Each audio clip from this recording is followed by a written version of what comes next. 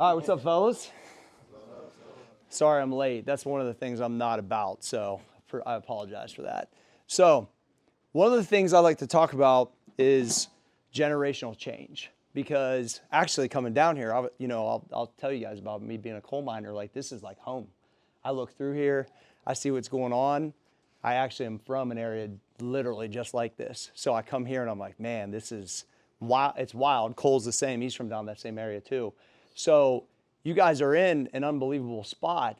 There's blue collar all over it, right? So if you can embody that, and what I'm going to tell you is how I was able to embody that, but also then apply it to something I love, which is how I got here. So my whole vibe from where I'm from was generational change. And in my world, I'm in the fitness world, that's my GOAT. That's Arnold, right? So I don't know if that's whoever that would be for you guys individually in the baseball world, but that's my guy. You look up, everybody knows Arnold, even you guys do, my grandma does. He's just one of them type dudes, right? So when I got a chance to be around him, I got to see what elite really is. And so some of these things that I learned from being around and working with Arnold, I'm able to kind of put in some of these talks and help you guys. Next slide, Cole. So who is Corey G? So I'm a 4th generation coal miner and lifter that wanted something different for my family. And I wanted to make sure when I was done with this life, my family would never be the same. So that's the tattoo right there, 4th generation. He was the first lifter in my family. I actually have part of his barbell sets my chalk bowl in my gym from the late 1800s. He also died in a coal mine explosion in 1935 with his brother when my grandfather was 9. My grandfather's the one that taught me how to lift weights. So it's not just, oh, I'm a personal trainer. This is like lineage of hard work, lifting weights combined with coal mining that I got a chance to experience, but then didn't carry on. I was able to do what I love. Next. So I always had this concept, you know, don't pay attention to them bricks right there, but I'm just saying, the thing is I always wanted to be the one. So what's the one really mean? It means that you're going to take on a lifelong task to change fucking everything. That's me. I knew that I was going to do what was required all the time for as long as it took to change it. So once I'm done with it, there's a different way you talk about my family, as we'll see and I'll explain. But that was the thing I thought about when I was 15, living in that trailer. I'm like, this shit ain't for me. I don't belong here. I'm meant to do big things. So what do I have to do to be the one? And that's what you guys need to think. What is required for you to be that type of outlier? I never even got recruited to play community college. You guys are so much better athletes than me. I guarantee there's probably at least 25 people on this campus right now. There's probably more jacked too, maybe more. But the reality is that part's what I got. That doesn't go out. It's different. Next. So 2 things that really shaped me were the trailer I lived in and the coal mine. Like I said, from an area just like this. And those 2 things really made me a monster. And these are some of the experiences I'm going to share with you guys. So I worked in a coal mine for only a total of 6 months. But that was all I needed to learn what was really necessary to be successful in my next opportunity in life. Now, when I say I only worked for 6 months, my best paycheck was 93 hours in 1 week. Now, most people in the real world get a paycheck every 2 weeks. But back then, they said you can work as many hours as you can physically handle. And I'm like, I didn't say this, I bet. I'm in. Get it, let me get the paycheck overtime. I was getting 50 hours of overtime on a 1 week pay. So all I had time to do was lift weights and go to work and sleep a little bit. That's it. And so I know that if I could get in there and save enough money, next slide, well, I'll give you what it looks like. You guys are from, maybe not a lot of you guys are actually from this area, but this is what it looks like in a coal mine. And I talked about this when I was with Coach before. One of my jobs was working on a belt line. So the belt line is probably from this black part of the floor to the wall. And so there's 8 miles of belt line underground. And we're 600 feet underground. And sometimes I had to ride 8 miles into my job. It would take 45 minutes to ride underground to where I would work. And then they give you a shovel and they take your bucket, This is my actual lunch bucket from back then. And they'd set it up like 6 hours ahead of you. And I would be on my knees shoveling on this belt line where my back is rubbing the fucking ceiling. And I'm just like this, thinking, hopefully one day I can be a personal trainer and not do this shit. But I signed up for that because that was my only way out, literally. Next slide. And so this is what it looks like on the section. So literally these guys is on their knees. These are the roof supports. And that's just the reality of what my life was literally for 6 months at the most intense level as I could pull off, like physically. And so I've created 2 kind of books off of some of these mindsets. One isn't done yet, this pack of lunch, which I'm going to explain to you.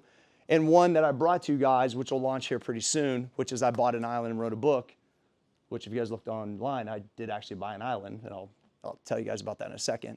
But the pack of lunch mentality, next slide. So this is my stepdad, Randy, who got me the job in the coal mine. This is actually us on Muscle Island when I was working on it. And one day I was getting ready to go to work because he worked in the same mine. And he's like a dude who he lifts weights. Like I'd watch him work a 15-hour shift, come home, still bench 300 pounds with his feet in the air, just super strong dude. Didn't smoke, drink, cuss, like super straight lace. But he's a pretty bad dude. He'd been underground 40 years. And he was talking about how this guy was messing with him. And he was like, look, if this dude keeps talking, I'm going to put him in the dirt. He better pack a lunch. And I was like, I never really heard him talk like that. Like he was about to put in work at work if the dude didn't shut up. And so I started thinking about it. What he was telling me is that he's not going to run out of gas, that he's going to do exactly what's required to basically handle that business. And I started kind of taking that approach to work or things I'm working on that way. So this is the way that I kind of unpack that situation. What position do you play? Pitcher. Okay, give me a position guy, because there's 10 pitchers. Shortstop, there you go. All right, so I'm behind you as your shortstop. You're the starter, right? So I'm bringing this every day. Make sure you do what you need to do, because I'm right here and I'm packing this thing. And I'm pushing you to be the best shortstop you can be as a teammate. But if you fucking slip, I'm taking your spot and I'm still packing this, and you got to come get it from me. This is the way I look at everything. Somebody wants this spot right now, but I ain't giving it to them. And you know why? My alarm clock went off at 3:20 today to be at the gym by 4. And yesterday it went off at 3:20. And 10 fucking years ago it went off at 3:20. You see what I'm saying? Because I'm packing this every day. Come fucking get it. That's the way you got to look at it. I wore the jewelry because I know baseball guys like gold. Like every time I wear around the pro guys, they're always like, oh, I see the fucking presidential. Like, that's what it is. So you have to take that. Like, you're going to be a teammate and pack the lunch. You're going to put in the work that's required to make that person better. But if they slip and you get your opportunity, you take it and then you don't give it back. And that's the way that I look at my position, my spot, my job, my work, all of it. I don't want to be just good in my profession in Columbus. I want to be a leader in my industry. People pay us and do my workouts all over the world, up to 50 different countries that are on the app. We sold, the old company, I sold supplements all over the planet. Like, it's not about right here. It's about how can you pack it to be great in the whole thing. Whatever, if you go pro in ball or just pro in your passion outside of ball. You know what I'm saying? That's the way you got to think about it. Next. So I identify my opportunity. Getting a job in the coal mine, saving my money to move away, to go to Columbus State Community College. I wasn't going to Marshall University. You know, I live in the town Denison University, is in a great school, D3 school, like a Harvard type thing. Wasn't going there. I was this sparkling opportunity to go to maybe 1 year of college so I could live with my friends that actually went to Ohio State for 1 year to maybe get an exercise specialist degree so I could see if I could be a personal trainer. Now, mind you guys, this picture is in 1999. I was 20 years old when I started my business. When I say gym, that's a stretch. That's a hallway closet of a mini mall in Reynoldsburg, coach, that I rented, and I started my business. I had like 12 clients. There, it was like 900 square foot for six, but I was 20 years old, and I had my own. So 1999, my last paycheck was in 1998 from AEP, who owned the coal mine. I have worked for myself 100% in this field for 25 years. as a fitness guy, whatever. It's looked a little different, but this is where it started. But I had to identify my opportunity, and it wasn't sparkling, is my point. So look at what your opportunity is. This place is unbelievable. I walked in. Are you kidding me? This beats everything I saw that coach had before. And I was right down the street from me, a little closer. But the reality is, this might be normal, but I need to tell you guys it's abnormal. And you need to treat it that way, and you need to understand it that way. Next. So, willing to do what's needed to pack the lunch because someone wants your spot, which I already went through. And this isn't something that I want to be a motivational speech for today. I want this to be a mentality. I was really thankful. I spoke to Denison because I'm friends with Coach Deegan. He's a really well-respected coach in Granville where I live. And they used the pack a lunch as their whole mantra for the year last year because they just kind of embodied that. And they made a really good run in the playoffs and did really well. And it was cool for me to see these guys hashtagging this and doing these type of things last year. It was really cool. It's really just a mentality of every day when you hit snooze, which, by the way, is the laziest fucking thing ever created. Don't even do it. You're just asking, I'll just be lazy for 10 more. Well, I'm not hitting snooze. And you got to think the person on the other team that's trying to beat you in all conference, all American, whatever the hell credential you guys are looking for or going to get drafted, they probably ain't hitting snooze either. Now, here's the thing. If you got somebody that's just clearly more talented, and that will happen, I could outwork so many guys, and they still might beat me. But I'm okay if I gave everything I had and I just got beat because they were more talented. But guess what? I outlast them. So that talent eventually, if they ain't doing the work, they're going to fizzle out. And I still got the spot, or I'll take it then. That's kind of the mentality, all right? Next. Trying to look, this is actually a picture after my first powerlifting meet. I weighed 167 pounds. I was 17 years old in high school. That's in my trailer. Super proud. This is the first time I knew this was a sport. Not a sport like you guys. You don't really get paid for this. So you got like bowling trophies and shit. But I could compete in it, and I could have a date on the calendar. See, what a lot of people don't realize, I think one of the special things that I've had my entire career is I told you guys about getting up early. I have a crew of guys at 4 a.m. that's been working out together for like 15 years. Every one of these guys that are with me, that's how I met them. Trayvon, who's running the camera, 550 puller at 148. Not bad.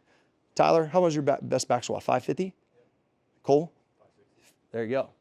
So that's what I'm saying. And these guys just coming, outside of like, they was like in college or learning stuff and coming in. So my point is like the habits of this like next level shit that you put in place is what kind of keeps that train moving to where people can't touch it. Now, whenever things don't go right, I got to look more inward than outward. So somebody botches a ball or a sign, it's not coach's fault. It's not the next guy's fault. I always say like, if my business isn't going right, what can I do better? Because if you always are projecting the outside and you're not looking inward, you're not getting any better. Because then it's someone else's fault. If this speech doesn't go right today, it's because I was 30 short on indoor, which I got to send down. We were 15 minutes late. That's looking inward. That's not okay with me. Like, that's a fucking problem today for me. And I've talked to everybody about it, of why that happened. Like, it's not an outward thing. Oh, I legitimately got held up by the ammo store on the fucking bridge over there for like 15 minutes. I don't even know what they were doing. But that was the reason why I wasn't here at 3 o'clock. But I didn't give myself enough time. Look inward. See my point? That if you look there first, why aren't you starting? You think it's because your position coach or Coach Bills doesn't like you? Or do you think it's maybe because you didn't do enough work this offseason? You see what I'm saying? Like, do that first before you blame someone else. Next. Actually, go back to that real quick, Cole. What habits do I need to acquire?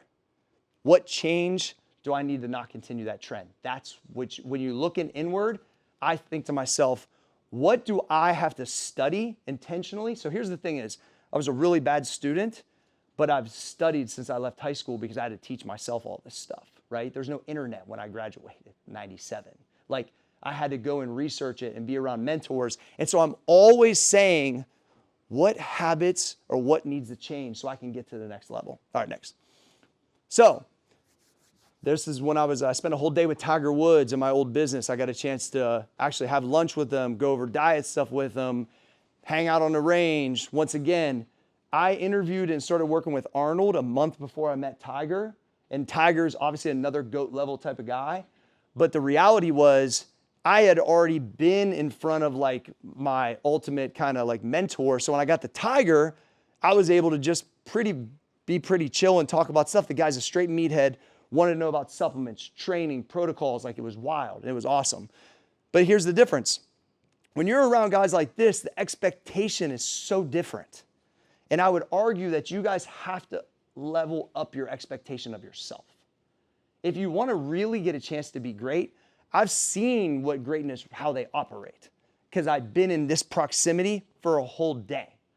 Like Coach Tom Ryan, who's from Ohio State, the wrestling coach, he said to me one time, Corey, would I know what your goals are if I followed you around for a day? And my answer is 100% you would know. But you have to ask yourself, would I know your guys' goal if I followed you around for a whole day? And you couldn't talk to me. I just followed you around.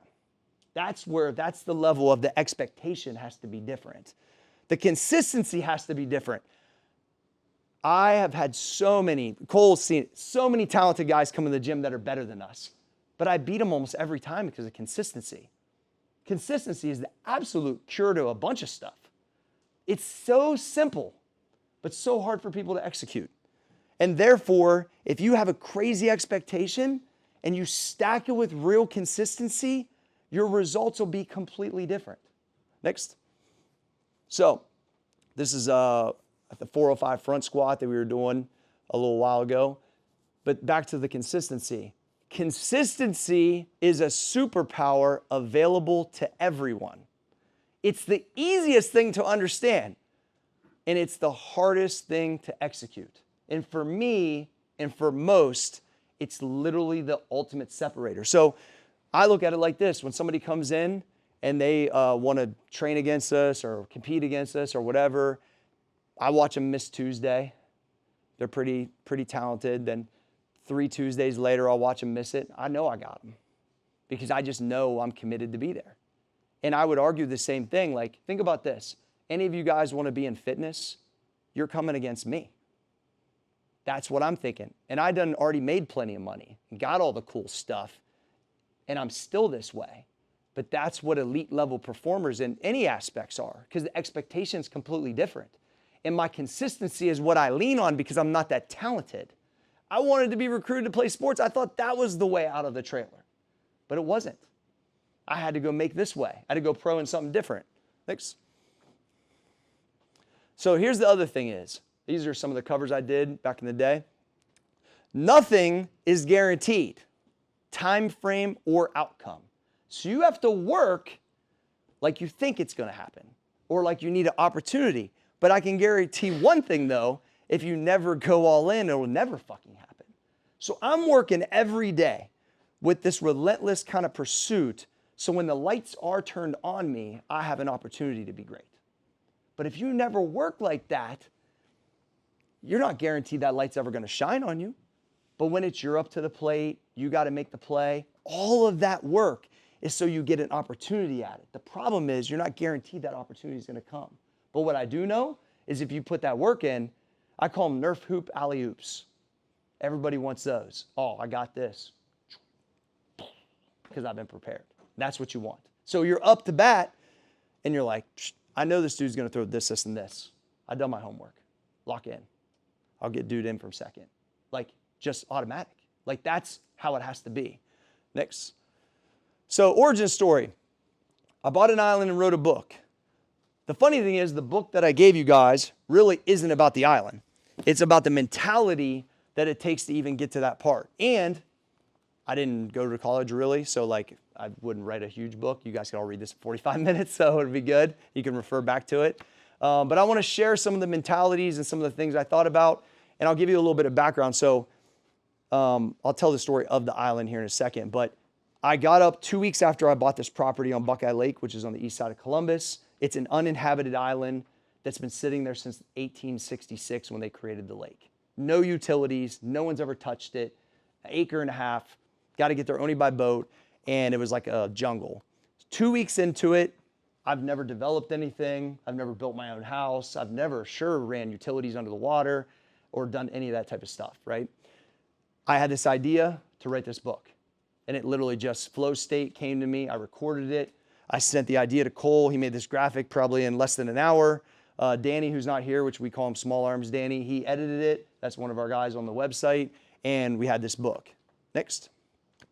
So go to page 72, I believe it is, 73. So there's key takeaways that I want to like really hammer home on this in this book. And these are things that you guys could go back through and read. Nothing is going to be perfect. You just have to start. See, this was far from perfect. Actually, this was on its best day because I was in a barter network then, and I had a guy trade me personal training sessions for carpet for the gym because I couldn't afford it. Somebody gave me this fucking treadmill and these dumbbells. And Irene gave me, one of my first clients gave me the dumbbell rack. Like, nothing's going to be perfect. Stop being concerned with being perfect. Be concerned with being consistent.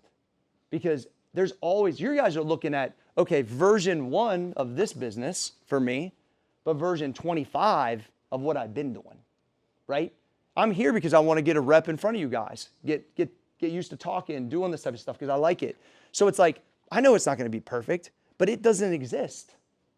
So anybody that's overthinking the process that's in my world, I'm going to beat them because I just start. Because I don't care what people think. I'm just authentically me. I'm just rocking, and I'll figure it out along the way. Perfection doesn't exist, but consistent winners do. When people fuck with me, they know they're going to win because they know what I'm going to put in. They know I'm going to try things. They know I'm going to fail, but is it really failure? It's like you're just learning, right? I don't care if somebody on social media doesn't think a certain thing or somebody's aunt or uncle don't believe in it. They don't know what I'm willing to do. No one really knows what you're willing to do. That's the key. They can tell you, they can put their own insecurities on you. Well, what if it doesn't work? Well, what if it does work? What if I could be partners with Arnold Schwarzenegger one day, hang out with Tiger Woods, sell millions of dollars of products? What happens if that works? You see what I'm saying? All right, next slide. And this will be point number 2. Authenticity is the cheat code. Now, I'm going to break down what you're about to see here. And this is like us adding, because the first time I didn't have the video. So every time I lean into, I'll tell Cole to hit that in a second, more and more of who I am, it goes better and better. Because at the end of the day, people want to know, like, and trust you. They want to know that the person that they're dealing with is real. Now, this is a multiply powerlifting meet. The Kangol that I'm wearing, I wore pretty much every day. I didn't wear one today. But, my Italian relatives wore that shit growing up. I wore it to my prom. It's just normal. I worked out at this super hardcore gym. I was one of the only guys that didn't take drugs, been lifetime clean, but called Westside Barbell, that every strength coach in the world has heard of and is one of the most famous powerlifting gyms on the planet. Louis, the founder of it, competed for 50 years, just passed away. But this was, I was pushing myself to see if I could do a bodybuilding show and a powerlifting meet in the same weekend. So the day before this, I competed in Akron in a bodybuilding show, and I got like 4th place, so not great, but I did okay.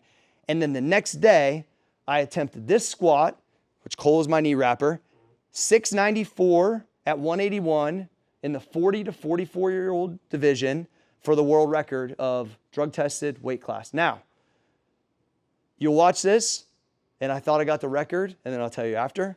Hit it. Oh, we got to add. We just added this in the presentation, so we were unaware that. There we go.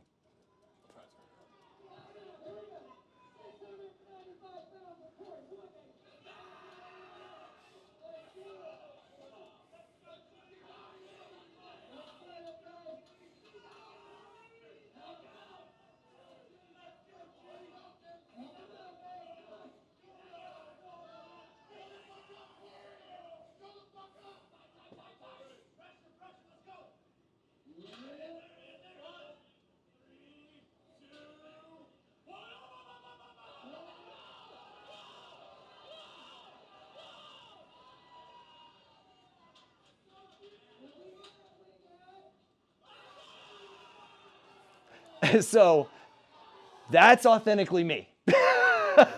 And I thought I was the world record holder, and we read a kilo chart that was rounded up. It's at 695. It comes out a month later on the charts for like all time. And the guy squatted 694 also, and he weighed a pound less than me, so I'm still second. So my point is, I'm like a ultimate sixth man. Even when I think I'm first, I'm still fucking second. But I'm really proud of that because that was, I'm 46 now, so I was when I was 44. So it was about 2 years ago. And being able to push myself to be able to be lean enough to do it. Like I'm kind of orange because I still have the tanner on from the bodybuilding show the night before. Next point. So don't go to your deathbed with regrets. This is a pretty cool thing for me because I grew up with a bunch of shitty cars and just a whole situation like that. But when you own a Rolls Royce, they have an app that's just for owners. So it's called the Whispers app. I didn't name it, but that's what it is. And they actually did a story on me on the app for Rolls Royce owners worldwide. And so I pulled my Rolls, which I sold when I bought the Island, but I'm gonna buy another one. But I had it for like 4 years. It was my daily driver, super cool. I pulled it into the gym, which you can see is like super hardcore. That's old school gym, the gym I own. And I took a picture on it. You'll never see this on Instagram. That's not my jam. I'm doing it and brought it and put it here because I think the story is relevant to your age group to just like, I know you guys like seeing the flashy stuff and I like having it, but that's not what I'm standing on. I'm standing on work. You know what I'm saying? So it's like, I just knew that I had so many issues with my cars and my family and all that money shit growing up that my ass would dream of what happens if I'm a daily as a Rolls, that I'm rolling around in sweatpants in my town and this is what it is. And that's what it was. And so I just really want you guys, I would rather you to try and fail and take calculated risks so you can get an opportunity to live the way that you want than worry about what other people is thinking of you. Because their name ain't on your electric bill. Their name ain't on your degree. It doesn't matter. I could give 2 fucks, honestly, because I'm just living my life. Now, the people that fuck with me really like me because I think I offer value. And if they don't, they can do this and come get it. I'm cool with that. Next. The sauce is in the change around you. This is Jake Owen, country music star that I help out. When he comes through Columbus, he always comes to Old School and trains. So any of you guys listen to country music, I know he's had a few big songs. He's an awesome guy. What you don't realize, or you might if you're a leader on this team, when you display it, it's actually about the other people. Because I know what I'm willing to do. And so when your intentions, your disciplines, your consistency is different, it affects other people. That's what a leader is. Nate Ebner, who played at Ohio State, who was a rugby guy and got drafted by the Patriots and played 10 years. And he just told me, like, first people in the door, last people out, it's Belichick and Brady. Like, he played with them for 10 years. He saw exactly what the greatness looks like. And when you are outliers like that and you are setting the tone, people are either going to adapt and be that way or they're going to fall. In my team, I want guys that want to be different. And so I've wore out a bunch of people. But the ones that have stayed, we've been together now 7-8 years building some serious businesses. Next. Don't quit living. Live life younger and longer. Be curious. Keep challenging yourself. You are young now. But I try to this is me on vacation playing U-ball against all my younger nephews and nieces just trying to dunk on their head, 8-foot rim, not caring, having fun. Part of what I do is fitness. Part of what I do is lifestyle. But here's what happens is I see a lot of guys, they don't go play ball in the league. They're in that transition and they don't have a team anymore. Don't quit doing this. Don't quit being around the homies, pushing yourself in a different way. You can't quit living because maybe this part could be potentially over. You have to find what the next part is that still keeps play part of it. A lot of people, they just dead walking. They are just dead walking. That is not me. Not on all levels. And I refuse to be that way. So please just hear that. Next, I think that might be it. Oh, refine a consistent process. Number 6. So this is when I was at Arnold's house for Christmas. He literally had a real alligator. there, and he's saying to me, why don't you kiss it? They feed it so much that it's like over full and it don't do anything, but it's chilling. And I think that the key thing that Arnold would teach me all the time is that this right here, the aimless wanderer.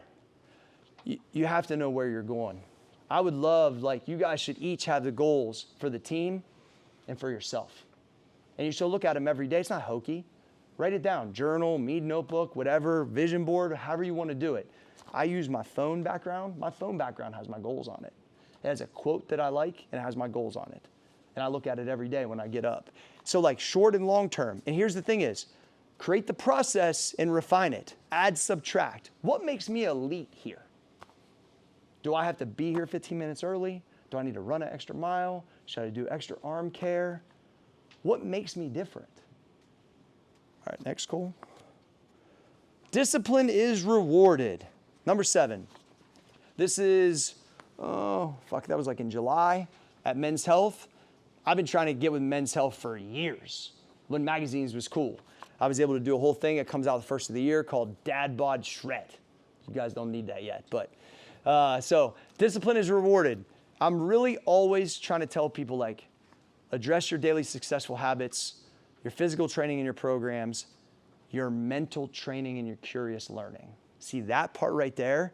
Although I have no degree or no formal training really, that part is intentional every day. So I go to the gym, I get up at 3:20, I'm there by 4, train for, roughly an hour, and then I do some type of conditioning. Today I lunge 400 meters at the track. Sometimes it's 800, sometimes it's walking on the treadmill, whatever. But what am I curious about in that moment trying to get better at? Is it financial IQ, which was a huge thing for me because my family didn't have that. We lived in a trailer. I never heard the word stock. No one ever had any money. Money don't grow on trees, that whole vibe, right? So for years, when I'm doing my conditioning, I'm listening to Robert Kiyosaki. I'm listening to old Andrew Carnegie stuff. I'm trying to learn how to be wealthy. How do I create assets, not liabilities? Like, I'm teaching myself intentionally. So whatever you need to get better at right now, when you have a moment of time, pinpoint that. There's a lot of entertainment and distraction going on right now. I want to fucking win. I don't need entertained or distracted. I need to learn, I need to execute, I need to be consistent, and I want to win. And so if you take that mentality, when you got the extra time, I should be watching this guy or that guy that pitches like I do, or plays like I do, or things I can pick up on, right? Inconsistent, like, in boring wins. But I got to tell you, I'm a fucking winner. Winning ain't boring. The consistent grind, people don't want to get up. They don't want to drink on fucking Wednesday, Thursday, whatever. I'm cool with all that because I know I'm going to be ready and I'm going to give myself the best opportunity to win. Next. 2 stories left I want to share with you guys, and then we can take any questions if you guys. So go to the next one, Cole. So this is the best day of my career met with the most important day. So the Arnold Schwarzenegger story. I was on a golf course in Phoenix, and one of the investors I was working with said our business at Muscle Farm was doing about 70 million at the time. We were selling in like 30 countries, 20,000 doors, GNC, all that stuff. And he said, do you think you guys would want to pitch Arnold Schwarzenegger to be your business partner? We're like, of course. Like, that would be amazing, right? So Tom Arnold, the actor, was our connection to it. Some of you older guys probably know who that is. And we got the meeting set up. Well, when you go to California to go to Arnold's office, it's like a museum. So think about whatever baseball legend, it's every one of his trophies. He's got pictures with every president. I walk by in the Conan the Barbarian swords in the corner. Like, ridiculous stuff, like unbelievable. There's a mural of him like shooting a machine gun from Terminator on the wall when I go to the elevator. So I go up, he don't even look real. It's like when guys talk about Michael Jordan or maybe Tiger if they're golfers, like an aura. They're like, shit, right? So we're in this meeting and his ass comes in there and sits down and says, well, I wouldn't even do this with GNC. I wouldn't do it with this. Why would I do it with you guys? And we're like the hottest thing at that point in time. This is like 2011 or so. We're like almost like the Nike of the space. Our vibe actually kind of looks similar, like colorway to you guys. We're sponsoring the UFC. We got all this big stuff going on. And so he had just come off being governor. And so he wasn't really in the fitness realm a whole bunch. And so I said, Arnold, I just had a a video series that I did with my workouts that had 28 million page views on bodybuilding.com. It's selling a lot of product. I think if I had access to the pumping iron footage and we remade it and did new voiceovers and got people off their phones, back to training, and like bring back, I knew he owned the pumping iron footage. For you guys that don't know, that's like the most legendary bodybuilding movie of all time, and he owns it. So if I had access to that footage and I could do with my skill set, I thought I could make it ridiculous. So he was like, okay. So he watches, he literally grabs the laptop, he watches the video of me. So I'm in Arnold's office. He's watching a video of me lifting, and there's about 6 or 8 of us in the meeting. And I didn't even think, I just shot this cover 2 months before. I did an 8-hour photo shoot for this magazine. Now, mind you, this is a while ago. My son's a sophomore in college now at Ohio State in business. So it's been a minute. But the reality is, this was one of the coolest things I've ever done in my whole life. I did an 8-hour photo shoot. My kids jumped in at the end for like 10 pictures. And they called me and said, we're going to use this. This was on every newsstand when I flew there. And I walked by, there's people in New York, like policemen reading it. I walked by like, hey man, that's a great cover. Like I'd be fucking with people, right? It was awesome. I didn't even think to bring it to the meeting. I wish I would have, but I didn't. But one of the investors bought it at the airport. During the meeting, he throws it to Arnold. Yo, this is Corey right here. He stops the meeting. He's like, this is cool. I'm thinking, yeah, my idol's looking at me on the cover of a magazine now. This is crazy, right? Starts looking through it, and here's where the authenticity part really helps, guys. He gets to this, I got like a 10-page situation in here, and it's in my gym at the time, old school. He says, where's this gym at? So well, it's in Columbus, Ohio, where you have the Arnold Classic. Is a big fitness event there. It's like, but it's mimic after the 70s. It's like, all right, so now I'm in shape, I'm a family. I got the authenticity part. And then probably one of the more mind-blowing was, he goes like this. This is my pull-out ab poster. And he's, oh yeah, you know, we used to train with this guy, Frank Zane. Your abs kind of look like his, which is like my all-time idol of bodybuilding because he kind of looked like me. So my brain is melting in this moment. But you know what I knew? Every one of those early mornings, this diet phase was super fucking difficult. It was all paying off for that moment. That's when the lights were shining, guys. But I didn't know when I was doing this that was even going to be a possibility. And I didn't even bring it. I got lucky. But I gave myself a chance. When I left, we had like a pitch book. He signed the front of it. I still have it at my house. I was like, I can't come out of here and not have this man be my business partner.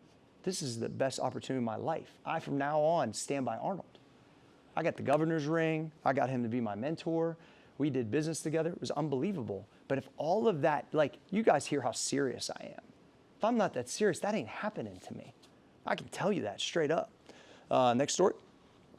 So, how did I find an island? I was on Zillow one day, legitly, looking for property, and I saw this island. And 2 weeks and 2 days I owned it after I got to it.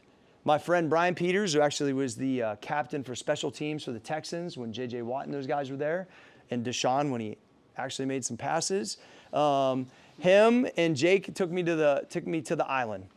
So this is how it worked. Day one, I find it on Zillow, and I just drive out there because it's in front of another bigger island. But I can't get there by car, but I could see it. I was like, man, this just looks like a bunch of trees, like acre, whatever. Day two, Brian's in the gym because he don't really have a schedule. He's like, he's got his own business. He does like, actually coaches have him come down here for breathing. He's amazing. Does a whole thing with that. And he's like, yo, my grandparents have a boat at the lake. I'll take you over there. So him and Jake, they take me around it. I don't really feel anything. Third day, I have my State Farm agent take me out there. I swim over and I stand on it. Now I walk right through this area with these huge trees. And this is the part that's key to being locked in, guys. Like, my intuition is maybe one of the best ever because I'm so in it every day with the discipline, with the habits. Like, I can feel when it's right and when it's not right. And you can deny it. It's like the gut feeling, people. But like, this thing was a monster to try to handle. I walked in this canopy and everything told me I've got to try this with everything I got to pull this off. unless I can't physically do it or financially do it. And it's a stretch because it's a serious fucking situation. And so this was 15 months ago. All right. Now we're going to hit you a video that was up to about a month ago, and then I'll show you what I just had happen the other night. So here's what it looked day one, clearing shit. We're getting a little bit thinner. I hooked up with this box top company that built this super sick container house that like has like 500,000 followers, got a big following. We got it also in 452 days, we got it to that. Then in a 2-week period, you got the other one, we just had our launch event where Morgan Wade, who's an up-and-coming country music star, sung some songs, and we got this. So this was last week.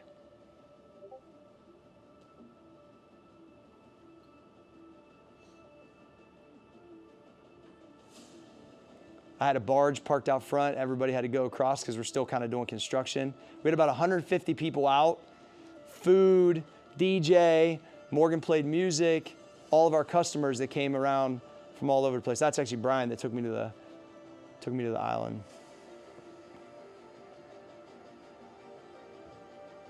And then we had the whole thing lit up at night. It was crazy. There's Morgan. Cole giving me a shout out.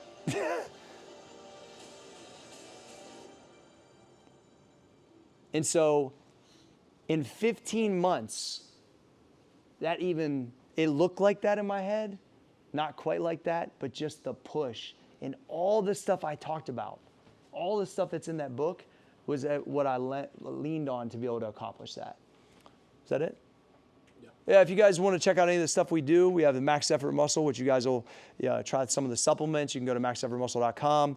This is my app. Actually, Pat McAfee just shouted me out the other day for doing the lunges. So we've got tons of transformations. Like I said, we've helped thousands and thousands of people. There is some off-season stuff too on there if you guys want to check it out. But those are the two businesses that we're building right now, the Corey G Fitness app and the Max Effort Muscle, which you guys are going to get a chance. And Coach was nice enough to get some supplements for you guys.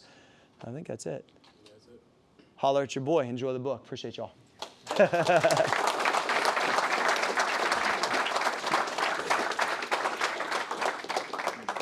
Thank you. He mentioned we bought some of the supplements for you guys. So some protein, some creatine, and hydration stuff. So that'll all be set up in here tomorrow. We're getting it this evening. We'll have it all set up, ready to roll tomorrow for you guys. Got you guys Max Effort, Marshall baseball t-shirts too, which will be sick. I want to make sure if anybody's got any questions, I can answer some. Coach, is that okay? Yeah, absolutely. Please. Yes? Are you going to put a gym on your island? I am. Yeah, so the garage doors, the garage doors is the gym that we showed like on the picture or whatever. It's off to the right side. And then I'm going to do an outdoor portion too. Yeah, so we'll have so this part right here is the gym. So you open it up to the water, you got a deck right there, and then I'm gonna lay a pad right here for the outdoor portion, and then on the backside we're gonna have a basketball hoop. Because I still my youngest boy's in 8th grade and my oldest is a sophomore. We have an 8-foot rim jam court at our office. That's what we do. So it's we'll be hooping and lifting, and that'll be part of the lifestyle. And then also a lot of the people that were here were friends and family. A lot of them were customers. We just started a whole new business where if people get supplements on subscription, they can come to in-person events. So this was one of the in-person events. They came to the gym from 9 to 12, and then we had a party on Muscle Island from 5 to 10. It was super cool.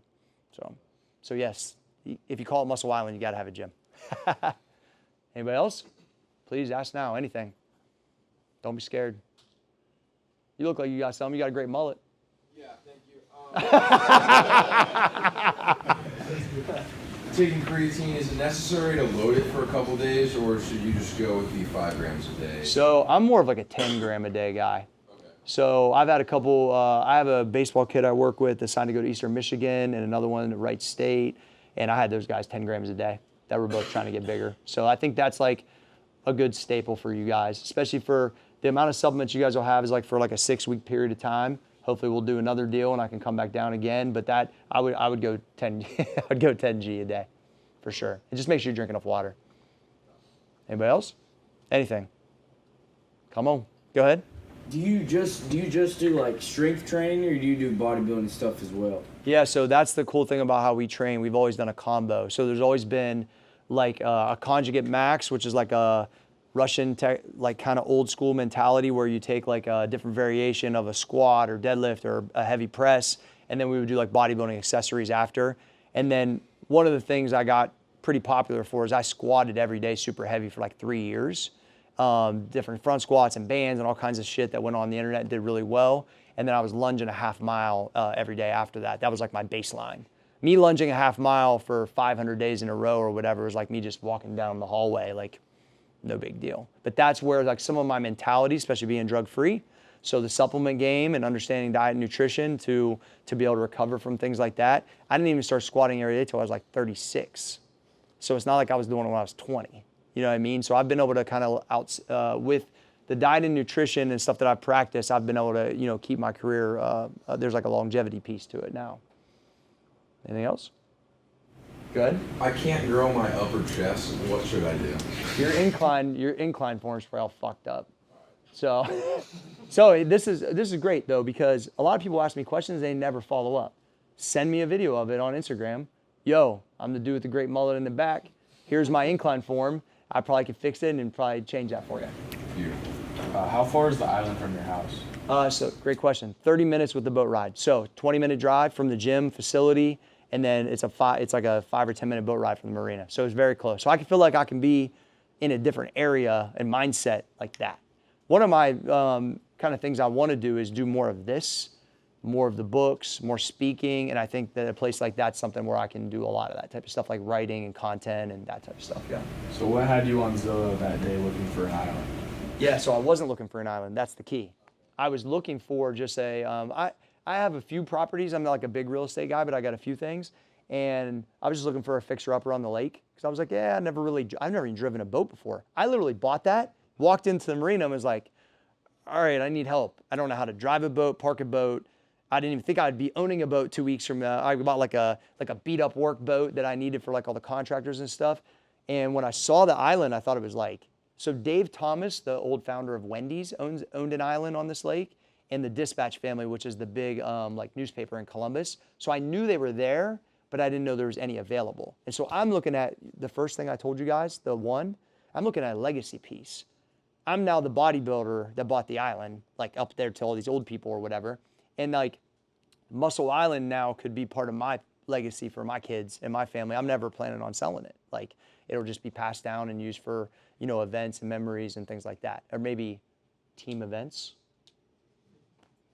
I can take a challenge. Yeah. I got a question. Go ahead, Coach. Like, and to train like you train and to do the things you do, you kind of move into a different headspace, right? Mm-hmm. Like you got to go to. You saw it. You go to a place. Yeah. Right? Yep. How do you get there? Because I think our guys, like we need to all at this age learn. Sure. How to focus, how to stay tight, how to eliminate shit and noise and keep us there. How do we go to that place? I think relying on the daily schedule is why I'm here, 100%. Like, I don't have like a process of like whether I'm gonna go or not, or whether I'm gonna give it what I got that day. Like, it's a non-negotiable. And so now, I'm not like that every day in the gym, but there's days where that's required. And it's the same with you guys too, right?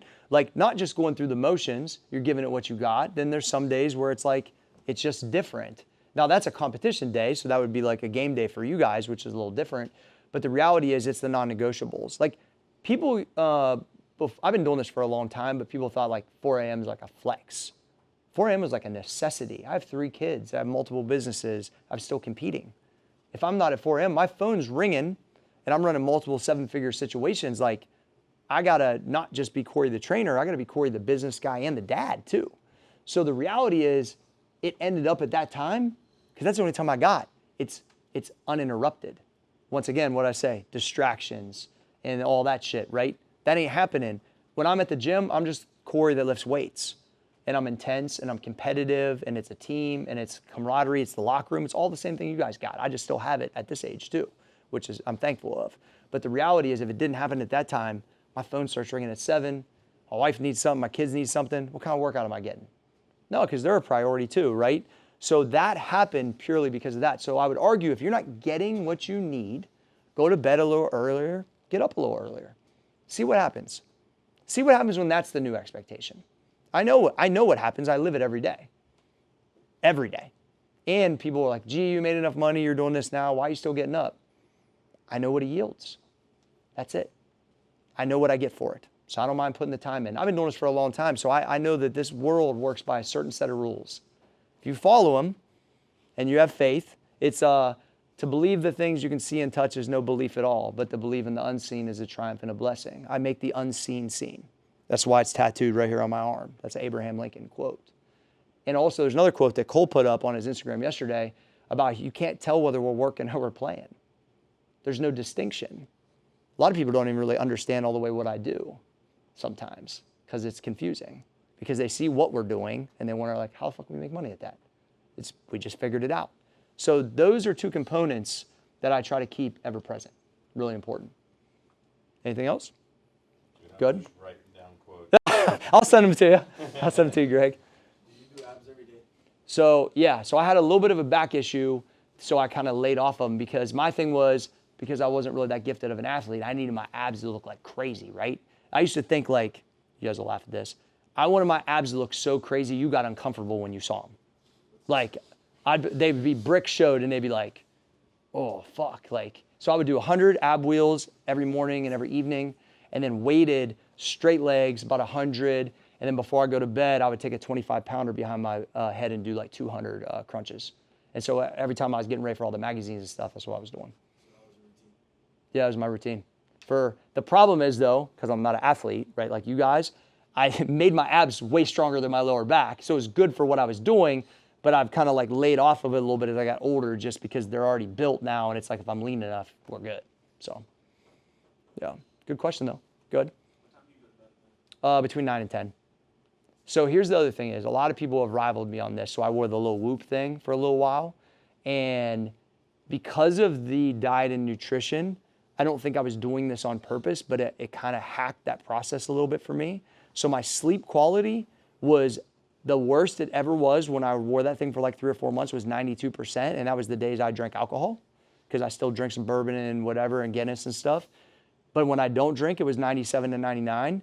And my REM sleep was way higher than most people that sleep 8 hours. So I would argue with people all the time, okay, you're sleeping 8, but are you really sleeping 8? I'm sleeping 5, but is my 5 superior to your 8? That's debatable, but I've also been competing and doing this for a really long time.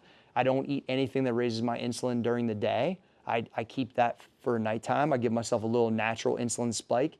It dives me down right as I go to sleep. That's when your hormones are the highest. That's when your recovery's there. If you're about your game the whole day, which I am, I get a quality sleep. And so I think I've been able to do this process for a really long time because I am actually rested. Now, I used to have this kind of crazy rant on the internet. I don't get tired. I don't get tired because my purpose is to change generations of my family. And I think I've clearly done that, but it doesn't feel, because that's just part of the sickness, right? You got to keep pushing. But the reality is that I've been able to do these other things relentlessly because I've taken care of this part like really well for a long time. So that's how I do it. Good? What do you eat before you go to bed? Usually some type of fruit and some type of fat. So like bananas, peanut butter, coconut oil, blueberry, just some type of like healthy sugar and some type of quality fat. Now on the weekends, like ice cream, bourbon. Yeah, still spiking it, just a little bit dirtier. That's what the other thing is, guys. I'm like a real dude. Like I'm fucking crazy, but like I also like shut it down early on Friday. I'm at the bar with my wife. Like I'm trying to like be as normal as that can be for how crazy I am. Like I am trying to have like a lifestyle. I'm not just a robot constantly. Like I like to get after it too. Go ahead. What's your overall like just daily diet? Yeah, so I eat pretty much the same thing. I eat like a quality beef, a sweet potato, avocado. That's my main meals. And then I use the plant protein from us or the whey protein that you guys are getting. Super basic. I just eat quality meat, quality carb, quality fat. Good? That was my question. Yeah, is your question? Yeah, I was gonna see like what. Sweet potatoes are like the Like I didn't like them when I first started or whatever. I ate them at one of my friends' reunions. They had a bunch of marshmallows on them. They tasted amazing, but I knew that wasn't the one I was probably able to eat on a regular basis. Is that me? No. But the reality is, come on, coach. No, I'm just kidding. So yeah, I'm just messing with you. So that's what I've stayed with all these years. Beef for me has always been the best. I haven't had tested, but my sister is like mildly allergic to chicken, so I've never felt that good when I ate chicken back in the day and never looked the right way. So I think I had an allergy to it and didn't know it. But I've settled on beef, sweet potato, avocado. Do you think it matters how lean it is? I usually go like no worse than like the 85-15 or 90-10, or I eat steaks most of the time now. We have a meal prep service up there, so I've got like a beef bowl. I eat a couple of those and then add I cook sweet potatoes for the whole week, buy avocados. I have the meal prep service, so I have like 15 meals. I don't really have to prep that much. So here's what it is. Same with as an athlete. The food for the week, especially in season, it's for fuel. I'm not like caught up in in that. Then when I'm getting after it, it's wings and stuff I want to eat, but that's like 10% of the time. So I'm giving you 90% of what my body should have and 10% of degeneracy, basically. You know what I mean? So, go ahead. Grass-fed beef? It doesn't matter. Yeah, I don't really trip on that. I usually buy it from I actually trade one of my athletes. He owns a beef farm. I get a half a cow and he trains with me for the whole year. Pretty cool. That's a great deal. I know. Amazing deal. Cash Reeves. Yeah, amazing deal. He's a baseball kid. Loves it. Just pulled 405 off one mat as a sophomore, weighing $150 something. Just eating beef, deadlifting. It's awesome. Thoughts on the carnivore diet? Carnivore diets are really good, but very hard to sustain long term, I think. So I think it's a good practice to get your weight down. Definitely wouldn't recommend it for an athlete, but I think it has its place for sure. The best diet is the one that you feel the best on you'll actually follow. You know what I mean? Good. How often do you work out? I do something every day. Yeah, so I lift weights, relatively heavy, Monday through Friday, then mostly just conditioning, body weight type stuff on the weekends. So I just think like I have to lift something and usually do some type of conditioning most days. If on the weekend I sleep in, which is like 6:30 or something, I'll still get up, walk an hour. I know, yeah. I walk an hour on the treadmill, but it's 3 hours difference for me. I feels like I'm sleeping in.